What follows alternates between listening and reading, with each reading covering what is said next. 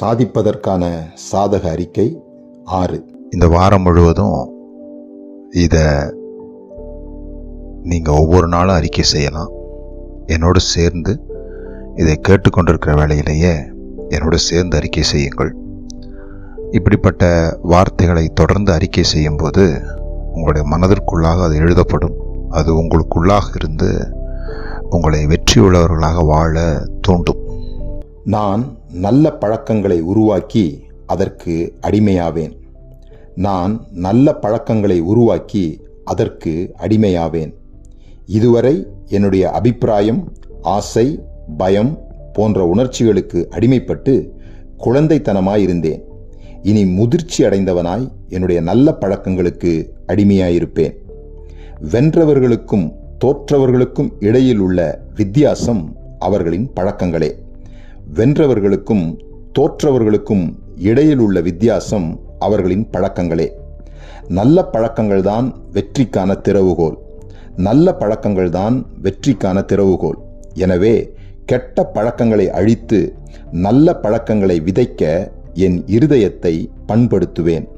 கெட்ட பழக்கங்களை அழித்து நல்ல பழக்கங்களை விதைக்க என் இருதயத்தை பண்படுத்துவேன். எந்த செயலும் தொடர்ந்து செய்வதின் மூலம் சுலபமாகிவிடுகிறது, பின்பு இன்பமாகவும் மாறிவிடுகிறது. எந்த செயலும் தொடர்ந்து செய்வதின் மூலம் சுலபமாகிவிடுகிறது, பின்பு இன்பமாகவும் மாறிவிடுகிறது.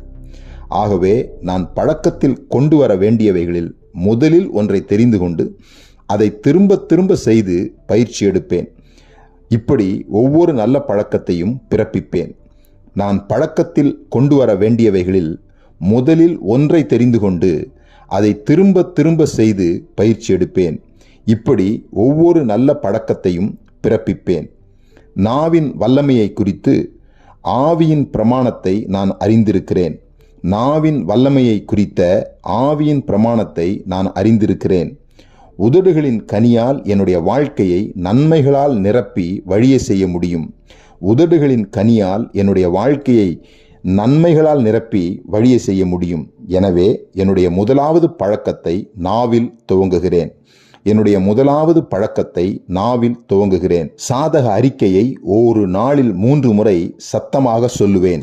இந்த சாதக அறிக்கையை ஒரு நாளில் 3 முறை சத்தமாக சொல்லுவேன். இது என் பழக்கமாக மாறும் வரை செய்வேன் என தீர்மானம் எடுக்கிறேன். இது என் பழக்கமாக மாறும் வரை செய்வேன் என தீர்மானம் எடுக்கிறேன். திரும்ப திரும்ப சொல்வதினால் அது என் ஆழ் மனதில் ஊடுருவி எனது கனவுகளை உருவாக்கும். திரும்ப திரும்ப சொல்வதினால் அது என் ஆழ் மனதில் ஊடுருவி எனது கனவுகளை உருவாக்கும். நான் அறிந்திராத வழிகளில் என்னை செயல்பட வைக்கும். ஆதலால் என்னுடைய மனோபலம் அதிகரிக்கும், என்னுடைய உற்சாகம் பெருகும். ஒவ்வொரு காலையும் சுறுசுறுப்புடன் கண்விழிப்பேன். என்னுடைய மனோபலம் அதிகரிக்கும், என்னுடைய உற்சாகம் பெருகும். ஒவ்வொரு காலையையும் சுறுசுறுப்புடன் கண்விழிப்பேன். நான் நல்ல பழக்கங்களை உருவாக்கி அதற்கு அடிமையாவேன்.